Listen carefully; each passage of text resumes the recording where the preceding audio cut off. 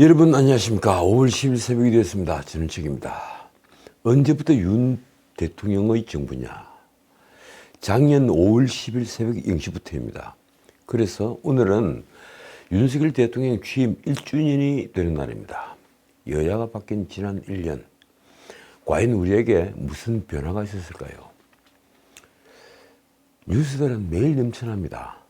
외신 기자들이 깜짝 놀란다고 그러죠. 한국은 정말 다이내믹 코리아다. 이 다이내믹 코리아, 이 말이 참 어울린다는 생각을 하게 됩니다. 양곡법 거부권을 행사한 지 얼마 되지 않았는데 입법 폭주를 하는 민주당은 그침이 없습니다. 이번에는 4월 27일 간호법을 통과시켰죠. 제가 지난번에 말씀드린 것처럼 아주 기본적인 결함이 있는 법입니다. 그러자 간호협회는 윤 대통령이 거부권을 행사한다면 집단 행동을 하겠다고 어림장을 놨습니다. 아주 치료 대란이 날 것 같습니다. 그런데 그를 어림장을 놓는 것은 또 있습니다. 의사들, 간호조무사들, 그리고 병원협회는 말도 안 되는 간호법 이러면서 펄쩍 뛰고 있습니다. 집단 행동을 하면 누구 힘이 더 셀까요? 그런데 정치인들에겐 누구 힘이 더 셀까? 그걸 숫자로 따집니다. 누구 숫자가 더 많은가? 그것만 보일 겁니다. 자, 우울한 뉴스들도 많습니다. 이 청년들을 상대로 한 전세 사기가 아직도 극성을 부린다는 뉴스가 있습니다. 대전에서는 52명에게 43억을 가로챈 사건이 일어났습니다. 1인당 1억이 채 안 되는 돈입니다. 그 청년들에게 전세금 1억이라는 돈은 얼마나 큰 것일까요? 아마 지구보다 더 큰 돈일 수 있습니다. 어버이날 5월 8일에 눈길을 끄는 기사가 있었습니다. 자식에게 부담이 될까봐 어버이날 급식소를 찾는 노인들 기사입니다. 가슴이 좀 먹먹해졌습니다. 이 부모를 모시지 않는 자식들, 언제부턴가 우리 사회에서 조금 더 부끄럽게 생각을 하지 않습니다. 자, 간첩단 사건 후속 뉴스도 있었습니다. 이 사건 아주 재밌습니다. 사주통일 민중전의 사건, 그리고 제주도의 히읗 사건. 참 발음이 어렵습니다. 히읗 사건. 이 피고인들이, 그 두 사건의 피고인들이 4월 24일 같은 날에 법원에 일제히 국민참여재판을 신청했습니다. 깜짝 놀랄 만한 일입니다. 국민들을 상대로 여론재판을 받겠다. 그리고 꾀를 낸 것입니다. 그런데 그것이 서울에 있는 법정과 제주도에 있는 법정에 같은 날, 같은 시간에 제출이 됐습니다. 일반 국민들이 배심원으로 참여해 유무죄 판결을 하는 그 재판을 받겠다는 것인데, 그런데 이런 사건에 국민 참여 재판을 하게 되면 어떤 일이 벌어질까요? 아마도 이 국정원 수사관들 이름은 다 공개되겠죠. 그 수사관들을 포함해서 간첩 수사 정보들은 모두 일반에게 공개될 것입니다. 어쨌든 이 서울중앙지법과 제주지법에서 같은 날 일제히 국민참여재판을 신청한 배후에 그 배후에 도사리고 있는 자는 누구일까요? 저는 그게 정말 궁금합니다. 그런데 이런 뉴스들보다 역시 눈길을 끄는 것은 윤석열 정부 1년에 관련된 뉴스들, 그리고 여당 지금 지도부죠. 태영호, 김재원 징계 뉴스, 아마 내일 그 징계가 이루어질 것입니다. 그리고 각 내구의 구속영장이 이번에는 발부가 됐다는 뉴스, 그리고 무엇보다도 센세이션을 지금 일으키고 있는, 센세이션이라고 해서 정말 죄송합니다. 센세이션을 일으키고 있는 김남국 관련 뉴스일 것입니다. 자, 윤석열 정부 1년입니다. 누가 대통령을 했더라도 뛰지도 걷지도 못할 정도로 열악한 환경이었습니다. 솔직한 심정입니다. 저는 대통령 선거 전에 KBS에서 이런 얘기를 2차례 한 것으로 기억을 합니다. 국가 재정을 완전 바닥을 냈기 때문에 누가 대통령을 하더라도 이제 뛰도 걷도 못한다. 그게 현실화됐습니다. 그리고 우선 야당이 된 민주당은 범법으로 수사를 받는 이재명을 그대로 당대표로 만들어서 전국을 대선 연장선으로 몰고 갔습니다. 그래서 처음부터 협치를 불가능하게 만들었습니다. 방금 수사를 받고 있는, 검찰 수사를 받고 있는 야당의 대표를 정치의 맞수로 삼아 같이 진국을 의논할 수는 없지 않겠습니까? 민주당은 절대 다수 의석을 가지고 권력이양전 이른바 검수완박법을 밀어붙이는 데서 시작해서 입법 폭주를 계속했습니다. 누구 때문에 협치가 되지 않느냐? 여러분들이 어떻게 생각하십니까? 솔직히 말해 그 누구라도 이런 정치 환경에서 협치란 것을 할 수는 없습니다. 야당은 대통령의 시정 연설조차 거부를 했죠.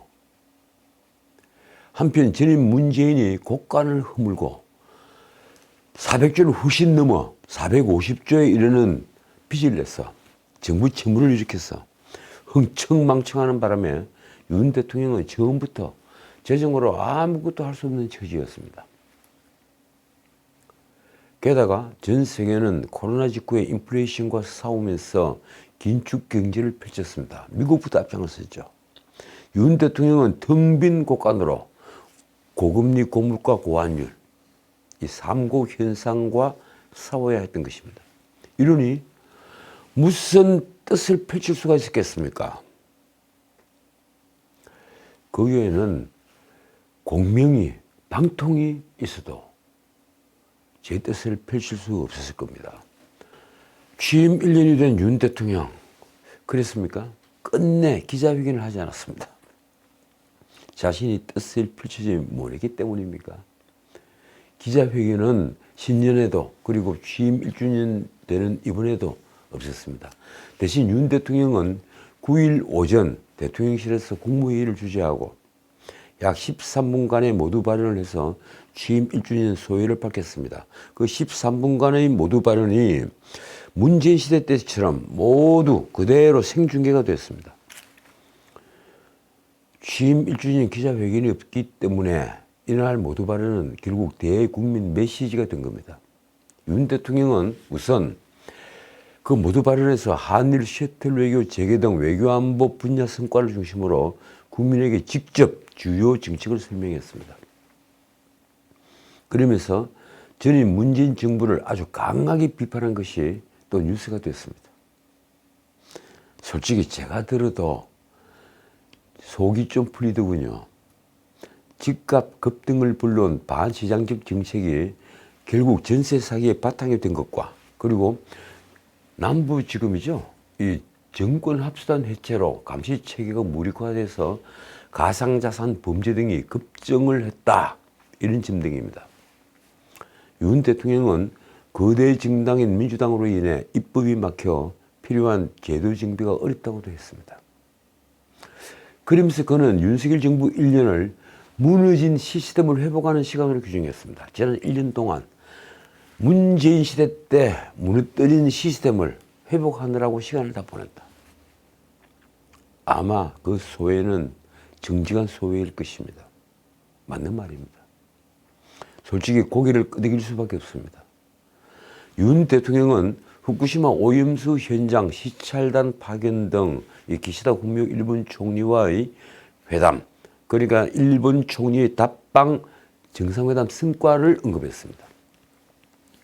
윤 대통령은 불과 얼마 전까지만 해도 상상할 수 없었던 일들이 지금 한일 간에 이루어지고 있다. 이렇게 말을 했죠. 상상할 수 없던 일들이 벌어지고 있다. 그만큼 문재인 5년간 한일 관계는 최악이었습니다. 윤 대통령의 말이 이렇습니다. 어두운 과거 역사를 외면하지 않고 진정성 있는 마음으로 대한다면 한일 양국이 당면한 어려움들을 극복하고 새로운 미래를 열어갈 수 있을 것이다. 결국 윤 대통령에게는 한일 관계 개선 그리고 더 나아가서 한미일 안보 공조가 매우 중요했던 겁니다. 제가 늘 얘기하지만 취대 사소, 큰 것을 취하고 작은 것을 버린다. 그걸 밀어붙인 거죠. 윤 대통령은 취임 1년 가장 큰 성과를 외교 안보라고 자평하면서 이런 말도 했습니다. 대한민국 1호 영업사원을 자처하고 정상 세계 외교를 폈다. 앞으로도 경제를 외교의 중심에 두고 우리 제품의 수출 확대와 그리고 해외 첨단 기업 투자 유치를 위해 열심히 뛰겠다. 자, 그런데 여기서 저도 한 말씀만 드리겠습니다. 외국 첨단 기업 투자 유치, 그걸 위해서 대통령이 열심히 뛴다고 되겠습니까? 결국 노동 계획을 하지 않으면 절대 이룰 수 없는 우리의 꿈입니다. 지금 노동 계획을 해서 노동 윤화부터 막지 않는다면 누가 투자를 결심하겠습니까? 자, 막상 우리의 관심을 끈 것은 그 다음에 말입니다. 윤 대통령은 민생과 관련해서 전세 사기와 주식, 가상자산 등 각종 금융투자 사기 문제를 지적했습니다. 하긴 대한민국은 외국 사람들이 보면 사기의 국가, 사기의 나라 이런 말도 하죠. 참 부끄러운 일입니다. 사기범들이 일본의 10배라고 그러죠. 그러면서 전임 문재인 정부의 그 책임이 있다고 윤 대통령이 직설적으로 비판했습니다. 윤 대통령의 표현이 이렇습니다.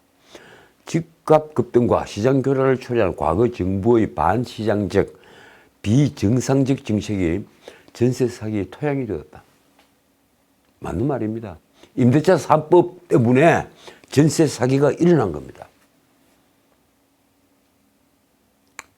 윤 대통령은 또 문재인이 했던 정권합수단 해체를 거론했습니다.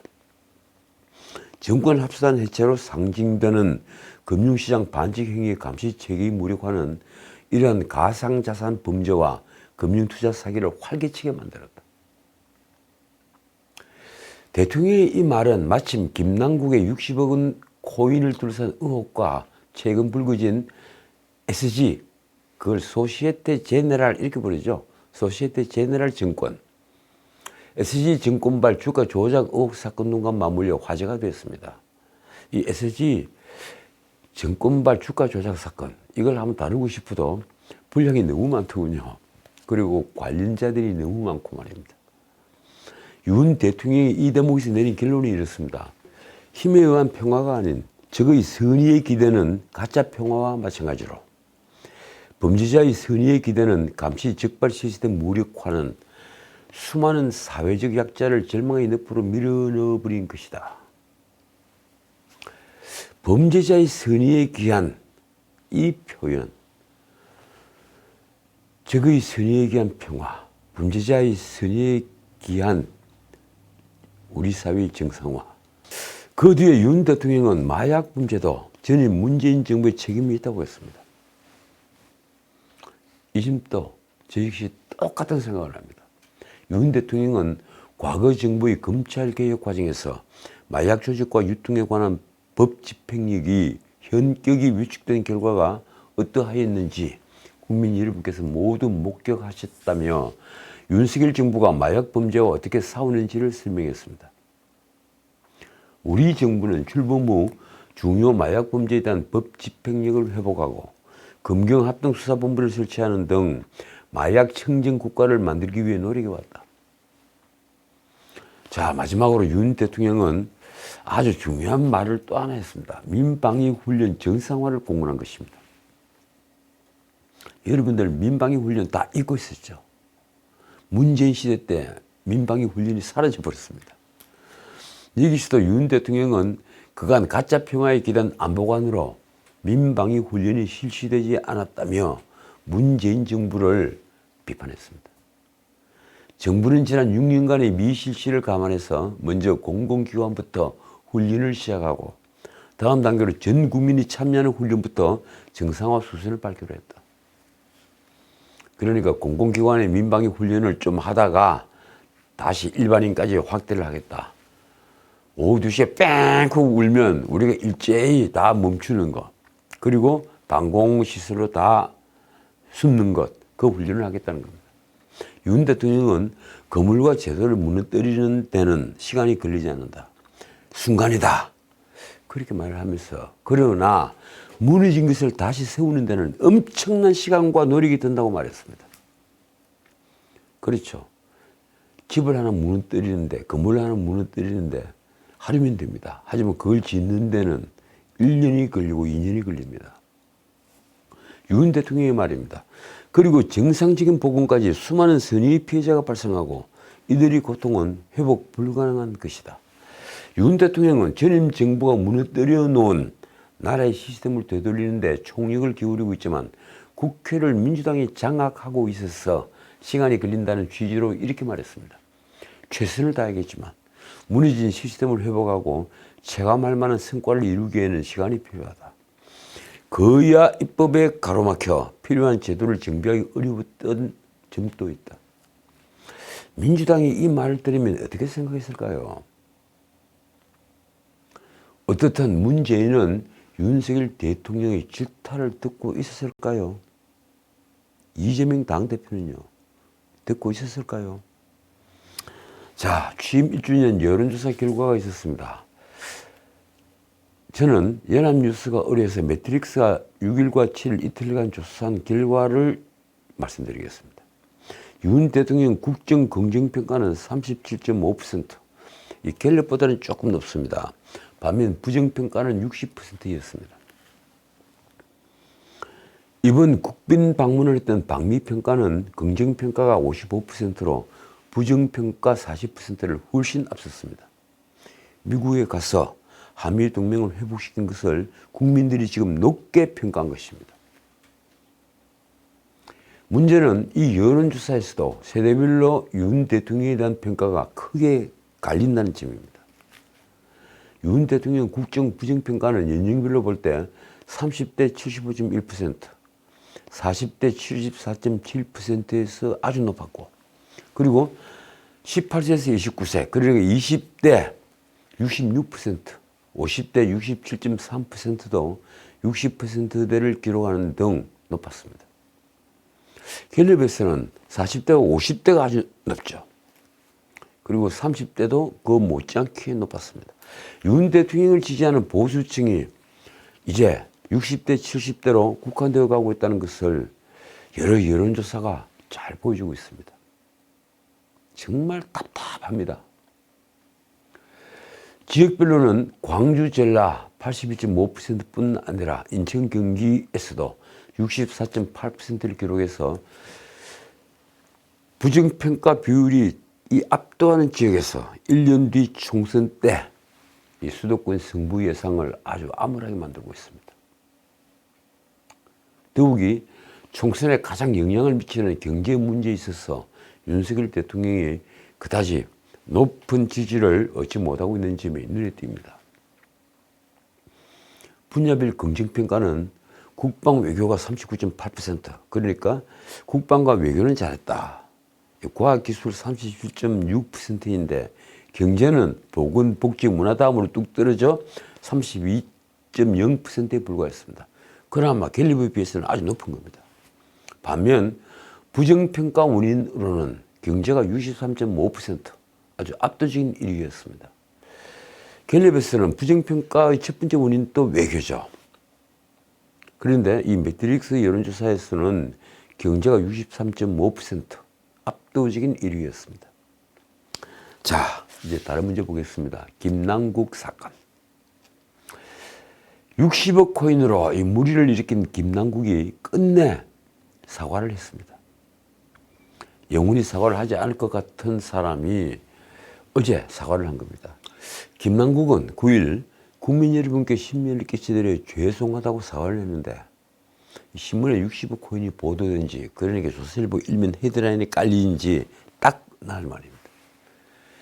김남국은 페이스북에서 이렇게 말했습니다. 민생 위기 속의 공직자로서 국민 눈높이에 맞는 모습을 보여드리지 못했다. 진심으로 사과드린다. 국민 눈높이에 비해서 키가 너무 작았던 겁니까? 아니면 너무 컸던 겁니까? 김남국이 사과를 하기 전에 민주당 내에서도 솔직히 질타가 이어졌습니다. 민주당에서도 쉽게 내는 분들이 많이 있으니 말입니다. 이렇습니다. 사과는커녕 유감 표명조차 하지 않는 태도가 더 큰 문제다. 젊은이들이 아픔에 공감하지 않은 채 법적으로 문제 없다고 하는 건 정치인의 자세가 아니다. 공직자가 코인을 통해 재산 증식에 뛰어든 것은 대단히 부적절했다. 이런 비판이 이어졌습니다.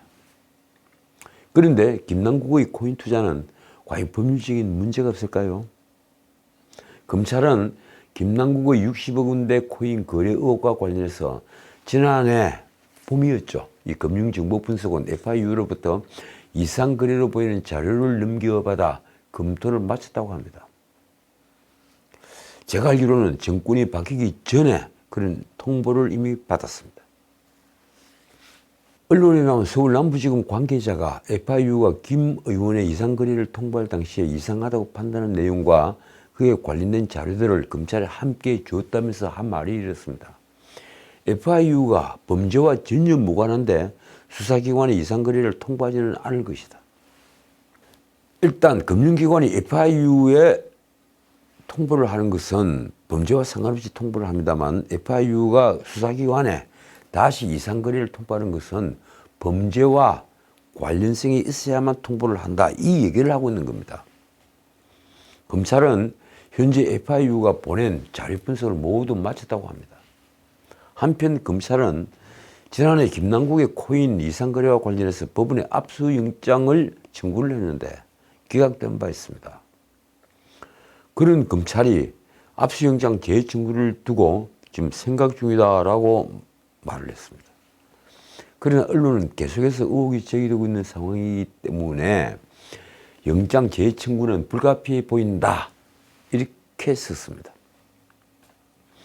한편 언론은 김남국 사건을 계기로 야당 정치인들의 가난 마케팅을 주목했습니다. 가난 마케팅. 보니까 청년 정치인들도 있고 그리고 이미 재선 이상의 정치인들도 보입니다. 기사 제목은 이렇습니다. 거지갑 박주민, 매일라면 김남국, 흑수저 장경태, 민주당의 가난 마케팅. 궁핍을 강조한 야당 정치인들의 모습을 다시 조명하는 기사입니다. 구멍난 운동화를 신고 매일 라면만 먹는다 등의 발언으로 자신의 궁핍을 홍보해온 김남국이 몇십억 거액의 코인을 보유한 사실이 알려지면서 정치인들의 과거 가난 코스프레가 지금 재조명되고 있다는 것입니다. 심지어 무슨 국회의원은 앵벌이 수준이다 이런 표현도 언론에 보면 나와 있더군요. 솔직히 저도 짜장면을 무척 좋아하는데 제가 만약에 정치를 했으면 또 짜장면 많이 먹는다고 가난 코스프레란 말을 들었을지 모르겠습니다. 어쨌든 구멍난 신발 이 원조격은 박은순이죠. 박은순부터 찢어진 페라가모 구두 박영선 그리고 거지갑이라는 별칭을 받은 박주민 등이 사실 모두 민주당 출신이었습니다. 신문은 이 가운데 박은순을 제외하면 대부분 한국인 가구 평균 자산 5억 6천만 원 이상을 훨씬 웃도는 재산을 보유하고 있다고 썼습니다. 궁핍을 정치인으로서의 마케팅 수단으로 지나치게 활용한 것이 아니냐 이런 지적을 한 겁니다. 자, 요즘 논란이 되고 있는 후쿠시마 오염수, 그 후쿠시마 오염수를 시찰한다. 이 한일 정상간에 합의를 한 건데 이걸 두고 다시 논쟁이 일었습니다. 시찰의 의미가 뭐냐 이겁니다. 우리 외교부는 한일 정상회담에서 합의된 후쿠시마 오염수 시찰단의 역할과 관련해서 오염수 처분의 안전성을 평가하는 기회가 확보된 것이라고 밝혔습니다. 단순한 시찰이 아니라 오염수 방류가 과연 안전한 것인가 그걸 검증하는 차원의 시찰이라는 겁니다. 외교부 당국자가 9일 시찰단 파견과 관련해서 한 말이 이렇습니다. 기존에 참여해왔던 국제원자력기구 IAEA 모니터링 태스크포스에 이어서 독자적으로 오염수 처리 안전성을 중층적으로 검토 평가할 기회를 확보했다. 안전성을 중층적으로 검토한다. 그래서 평가를 한다. 중층적으로. 참 어려운 표현을 씁니다. 이렇게도 보고 저렇게도 보고 그렇게 보겠다는 겁니다. 그러면서 이 오염수 처분의 안전성을 충분히 다각도로 검토를 하고 평가하는 기회를 확보했다. 그게 의미가 있다. 이걸 분명히 한 겁니다. 후쿠시마 파견 시찰단이 자체적으로 오염수 방류의 적정성과 관련한 검증과 평가 역할을 하게 될 거라는 뜻입니다. 시찰의 사전적 의미가 뭘까요? 두루 돌아다니며 실지의 사정을 살핀다, 이렇게 되어 있죠. 외교부가 시찰단이 시찰을 넘어서 평가 역할을 하게 될 거라고 강조를 한 배경은 한국의 시찰단을 파견하더라도 오염수의 안전성을 자체적으로 검증하는 데 한계가 있을 거란 우려를 의식한 조치로 보입니다. 이미 일부 언론에서 그런 비판이 나왔죠. 어떻든 일본의 반응은 좀 다릅니다. 일본 교도통신에 따르면 니시무라 야스토시 경제산업장관, 경제산업상은 이날 기자회견에서 한국 시찰단이 오염수의 안전성을 평가하거나 확인하지는 않을 것이라고 말을 했습니다. 시찰은 시찰에 그친다, 이 얘기죠. 시찰단의 역할이 문자 그대로 시찰에만 국한될 거란 의미입니다. 외교부는 이런 보도에 대해 직접 반박은 하지 않았습니다. 그러나 이 내부적으로는 한일의 외교적 관계를 고려해서 명칭을 시찰단으로 했을 뿐 검증 역할을 할 여지가 충분하다는 입장입니다. 이 때문에 시찰단의 파견 일정도 당초 예정을 했던 1박 2일, 그러니까 23일, 24일 갔다 오는 것이 아니라 3박 4일 이상이 필요할 것으로 보고 일본과 국장급 협의를 시작할 계획입니다. 그런데 국회 외통위 현안보고에 출석한 장호진 외교부 1차관은 아주 두루뭉술한 답변을 내놨습니다. 시찰단이 실제 검증에 가까운 활동을 할 것이라고 답변을 한 것입니다. 실제 검증에 가까운 활동을 할 거다. 그게 무슨 활동입니까? 일본 언론의 보도에 대해서는, 그러니까 시찰은 시찰이 그친다는 보도에 대해서는 용어상의 차이라고 했습니다. 장 차관은 후쿠시마산 수산물 수입 문제에 대해서는 오염수 평가와는 전혀 상관없고 수산물에 대한 입장에 전혀 변화가 없다고 말했습니다. 수산물에 대해서는 국민의 생명과 안전, 위생을 최우선적으로 할 것이다. 어떻든 일본 정부가 오염수 방류를 계획한 시점은 올해 여름철입니다. 그러니까 봄과 여름 사이에 오염수 방류를 시작을 할 거다, 이 얘기입니다. 그래서 오염수를 두고 검증을 벌일 시간도 사실 그리 많지 않은 것입니다. 대통령실 고위 관계자의 말이 이렇습니다. 검증의 역할은 IAEA 전문가가 하는 것으로 알고 있다.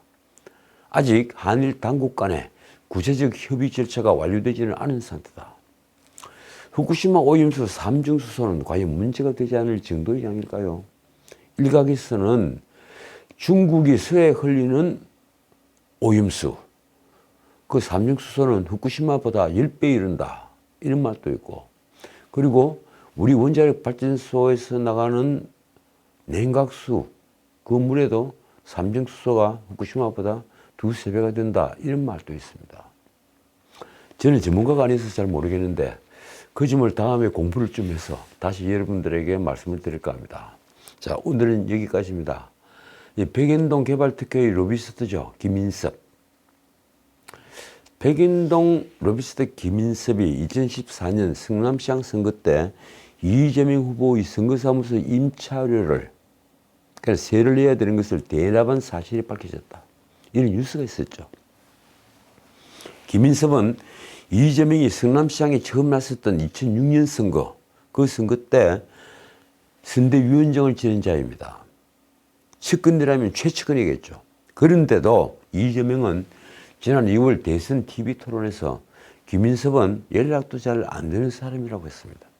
자신이 선거 사무실 임차료까지 내준 아주 확실한 후원자인데다가 그 전에는 아주 친한 동료였기 때문에 선대 본부장까지 지냈는데 연락이 잘 안 될 정도로 멀어졌다는 것인가요? 검찰은 이 내용을 김인섭의 공소장에 적시했습니다. 김인섭은 백연동 사업 인허가 전후인 2014년 그리고 2015년, 2016년에도 이재명과 가까운 관계에 있다는 것입니다. 김인섭은 2014년 지인 2명을 통해 이재명에게 500만 원씩 후원금을 냈고, 그러니까 지인 2명의 이름으로 500만 원씩 돈을 냈고, 이재명이 2016년 고향 안동을 찾았을 때는 그 현장에 있었다고 합니다. 백인동 사업 초기엔 이재명 최측근인 정진상과 1년간 115차례나 통화를 했습니다. 아주 절친이 아니고는 불가능한 통화량입니다. 이제 김인섭은 이재명이 잘 모르는 제2의 김문기처럼 보입니다. 자신이 살겠다고 사람을 부인하는 것은 어떤 죄일까요? 사람을 부인한다. 이 표현은 성경에도 나오는 얘기입니다. 자신이 살겠다고 사람을 부인하는 것은 어떤 죄일까요? 사후세계를 믿지 않는 자들도 지옥이라는 단어를 떠올리게 만드는 죄입니다. 지금까지 전식이었습니다.